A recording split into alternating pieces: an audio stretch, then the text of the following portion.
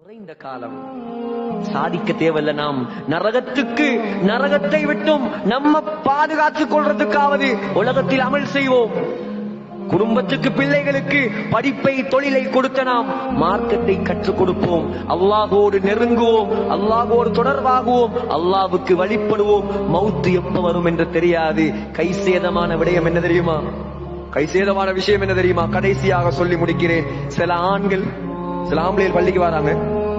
எப்ப தெரியுமா பள்ளிக்கு வராங்க? ஜனாசாவாகத்தான் அவர் முதல் பள்ளிக்கு வாரார். எவ்வளவு கைசேதம் சகோதரர்களே!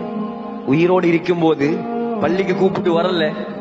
பள்ளிக்கு வா, ஒவ்வொரு நாளும் 5 தரம் முஅத்தின் வா பள்ளிக்கு. இல்ல வரமாட்டேன். கஸ்ட்ல போனாங்க, உலமாக்கள் போனாங்க, தாயிகள் போனாங்க, வா பள்ளிக்கு. இல்ல வரமாட்டேன். வரல. மௌத்தாகினாய், வரலையா?